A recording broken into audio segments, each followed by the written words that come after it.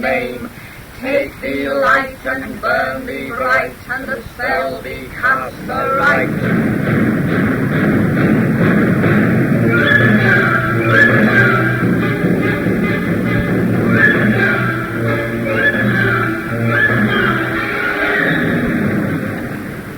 A spell of witchcraft.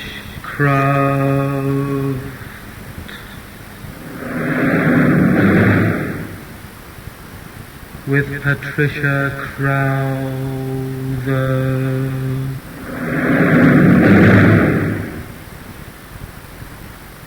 This week, the Stone Circle.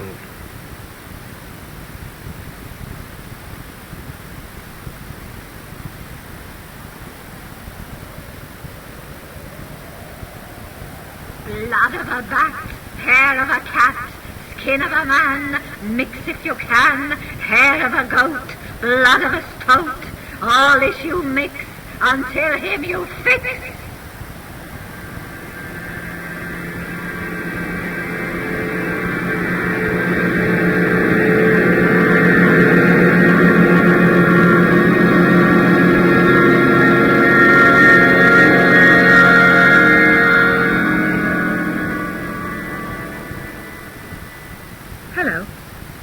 My voice, but not my words. For that spell came from a witch called Polly, who lived 300 years ago. Polly arrived and spoke through me when I was under hypnosis, and she spoke very much as you heard her just now. Later in the program, I'll present some of the weird spells of Polly. Also, I'll tell you more about the history of the craft, going back to the Dark Ages. But first, with my husband Arnold Crowther, I'll try to answer some of the questions people tend to ask about the craft. Questions like this. Do you believe in black magic? No, neither would anyone else if they really thought about it and used their common sense. Isn't it true that you can injure people by sticking pins into a wax figure of them? Oh, this is sheer nonsense. No amount of pins stuck to a wax figure could harm anyone at a distance. All right. If black magic doesn't work, why should white magic? The chief reason why white magic works is that it is positive thinking. Not only is the whole coven working to cure a person or help them in some way, but that person is in agreement with what the coven is doing. So there is no opposition, either mental or otherwise, to the work. You must also understand that genuine witches always adhere to the law of the craft, which states perfect love and perfect trust and harm no one. In the Sheffield coven we obtain 90% results from our magical work. But I have never heard of any act of so-called black magic being effective at all. But what about the witches who desecrate churchyards? Witches have had never any part in that. The modern examples are purely vandalism. But the old witches used to open graves and dig up bodies. Oh, nonsense. The witches never did this. It was the resurrection men who stole bodies from graveyards to sell to doctors for dissecting purposes. What about the man who calls himself the king of the witches? I suppose you're referring to Alex Saunders. Well, this man wrote to me many years ago, asking me if he could be initiated as a witch. I did not initiate him for various reasons, and to my knowledge he has never been admitted to a genuine coven at all. He uses rituals from Abramelin magic, the Key of Solomon, and the Rosicrucians, and these things have no connection whatsoever with the rites of the craft. There is no such title as a king of the witches, and never has been. Anyone who claims this is either a knave or a joker. And this sort of thing is not very encouraging to seekers after the genuine article. Each coven has always been a separate unit, and is ruled by its own high priestess as representative of the goddess on earth. But I'm here to tell you about the facts of witchcraft, not to talk about fantasy. So let's go back now to the very beginnings.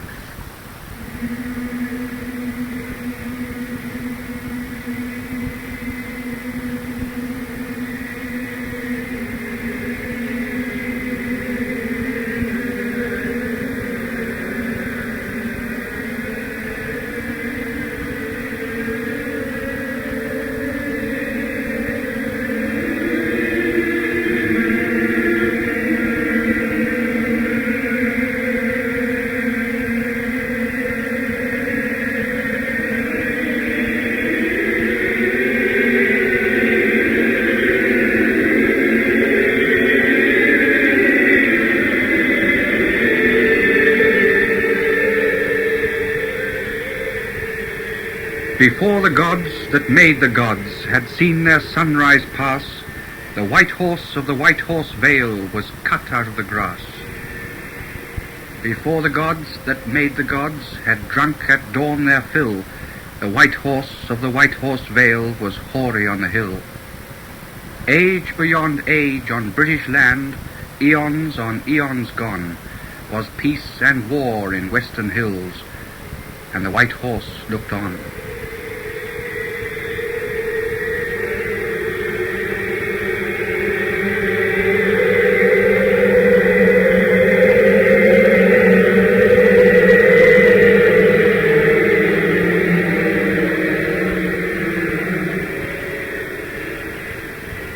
Scattered all over these islands are ancient stone circles and giant horses of chalk, dating back to the darkest memory of man. At Stonehenge, for instance, and at Avebury, the vast stone circles lying among the elm trees on the edge of the water meadows of the Kennet Valley. Among the relics dug up out of the ground at Avebury are holy stones, symbols of the Great Mother, for she was the first deity that man worshipped, the female principle of nature. There's the Effingham White Horse, leaping fluidly across the sweeping curves of the Downs. The white horse of the White Horse Vale was a symbol of the goddess.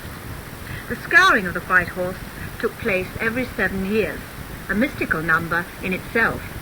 During the scouring, an old ballad was sung. The old white horse once sitting to right, and the squire have promised good cheer, so we'll gear her straight to keep it in shape, and I'll last for many a year. Another form of the Great Mother Earth appeared in some Celtic churches as Sheila Nagig, a crude female figure with her vulva wide open, a symbol of the mystery of birth and rebirth. These can still be seen on Oaksey Church, Cirencester, and at Kilpeck Church in Hertfordshire. The earliest known representation of the horny god was found painted on a wall of rock in the cave of the Trois Frères in southern France, and a bone found in the caves of Creswell in Derbyshire had a figure of the god etched upon it. Creswell is one of the oldest inhabited sites in Western Europe. The worshippers of old danced in the stone circles, which were put there to contain the power generated by the dancers. Early man didn't just plant his seeds and hope for the best. He put his whole self into the effort to achieve good results. And if the dance in the circle sounds primitive to you, there are similar acts today of raising mass power. We have special days of prayer, we have protest marches, we have processions, and we have this.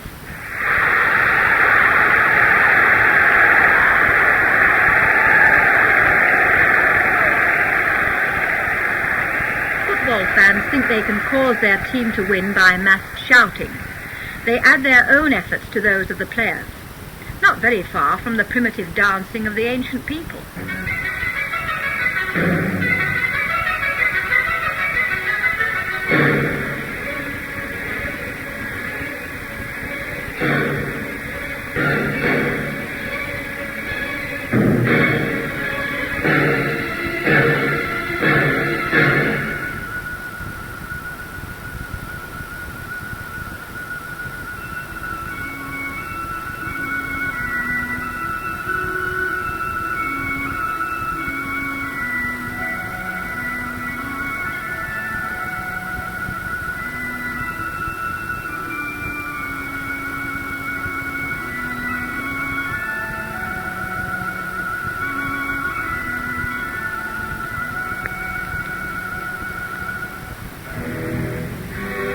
Witch goddess moon, thy spell invokes the ancient ones of night.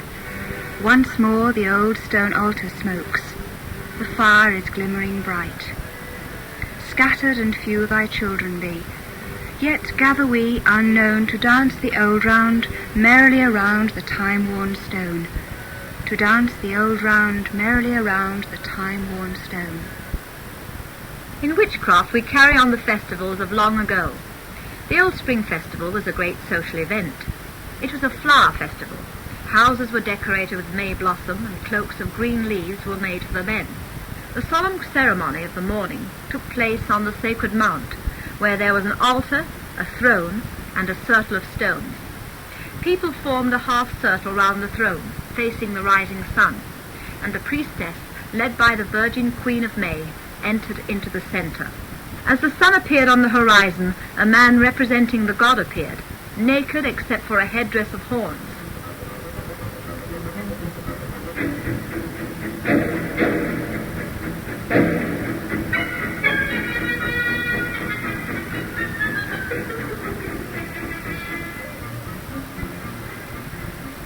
Later in the day there was a feast and dances round the sacred tree.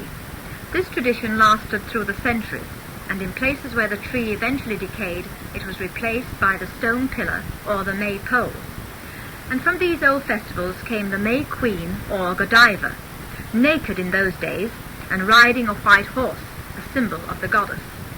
It's quite probable that the Lady Godiva, wife of Leofric, had once taken the part of the Godiva rider, but other Godivas had ridden thousands of years before her time. The Godiva rider was accompanied by her maids, little girls who were naked except for their daisy chains. Many of the ceremonies of the old religion have come down to us in a Christianized form.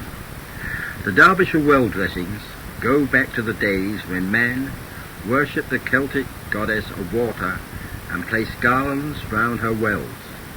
Now the villagers compete in dressing their wells with religious pictures made of flower petals. The Castleton Garland ceremony is obviously an old May Day celebration that has been altered to Oak Apple Day. The old customs were forbidden under the Puritans, but resumed when Charles II came to the throne. The true meaning of the ceremony has been lost, and it's now said to commemorate the restoration of the monarchy. But the horseman in the ceremony, decorated with leaves, obviously connects with the May Day Jack in the Green, who represented the old nature god of the woods. The lady who rides with him is the modern version of the Godiva rider, though her former naked maids are now schoolgirls in their best party dresses. Half-remembered traditions have been handed down to us in a Christianized form in festivals you'll find throughout the land. There's so much more to tell you about our folk heritage, but I want to tell you now about a witch, one who lived 300 years ago. Polly was able to speak through me when I was in a trance, and in another program I'll tell you about the other experiences I've had when I've been in a trance-like state. But when I've been used as an agent, I don't always know what's been said through me. So here's Arnold Crowther, who kept a record of what happened when Polly came. Through our interest in the occult, we met a hypnotist, Vic Durnley of Sheffield. He was interested in trying to take people back to previous lives by hypnosis. He asked Patricia to act as his guinea pig, and she consented, and we held sessions about twice a week. He found she was a very good subject, and he started taking her back through various dates in history. For many of these dates he got no results at all. But at the year 1670, she spoke in the voice of an old crone, said she lived in a hut, kept a frog, a hen, a duck, a goat, and a cat. She was 66 years old, and her name was Polly. We asked her, "Are you a witch?" A witch? That's what people say of me. I hate them all the high and the mighty. They don't frighten me. Do you work spells for them? Spells? That's all they want. I spit on them. Makes me sick. Tell us some of these spells. And she did. Through me she told many spells. One was to make a man return to his wife. Moon blood of a virgin mixed with the hair of the man she desires to come back. Do it over a hot fire. Mix well and think of what you desire, at the same time chanting. Get thee a man, get thee a maid, mix it up well, be not afraid. This you will get, this you will eat. Mix it with bread and mix it with meat. At that time, people were interested in getting a good harvest. So we asked her if she had a spell that would make the crops grow. Leap in the air, do it with prayer. The crops will grow high up to the sky. Grow ye on high up to the sky. As high as you jump, so high will they grow. Greet thee the sun, greet thee the moon. High will they grow, the higher soon. My crops will grow high up to the sky. She told us many spells and many remedies, Here's a strange recipe to cure bowel trouble. Take corn flour, bay leaves, water. Make it into a cake and eat it. Wrap the bowel with the skin of a cow and keep it on for a week or more. So that's what's good for the bowels. Incidentally, we told a nurse about this and she said it would work. We also asked Polly, what's good for the eyes? A naked wench.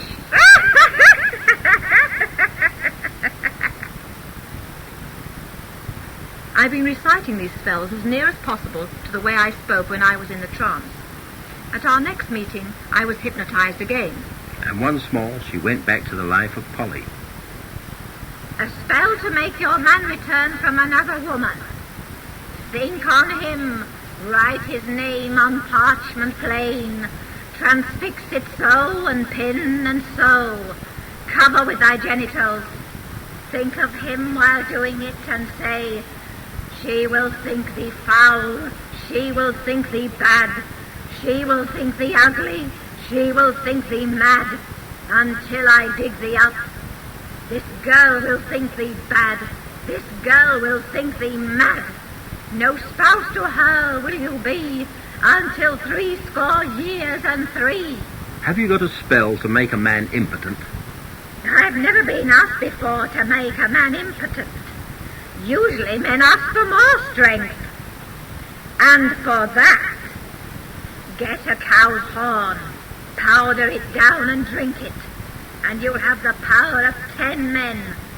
You must use the jelly of a calf mixed with ivory dust. Thy strength will be great, much more than of late.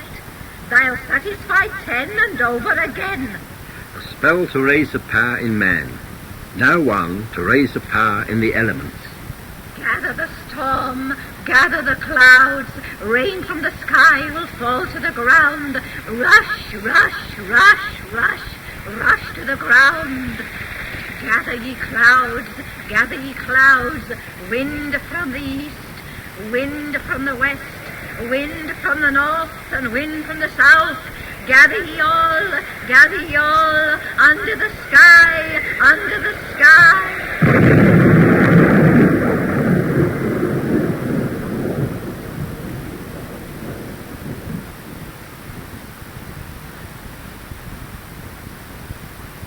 Polly the Witch, born in 1604. She was 66 years old when she spoke through me when I was in a trance. And I think the cure she gave us would have been very effective when applied in those days. Another week I'll tell you more about my trances and how once I was actually out of this world and how indescribably beautiful it was.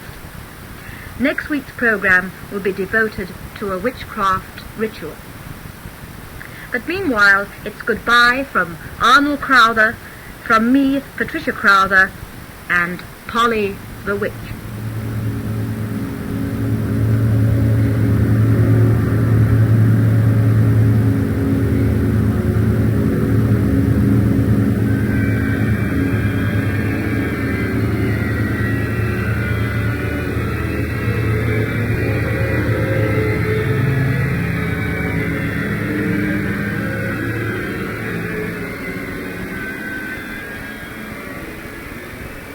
Dim the light, dim the moon, dim the stars, dim all who enter. Give them rest upon your breast, O goddess fair of earth and air.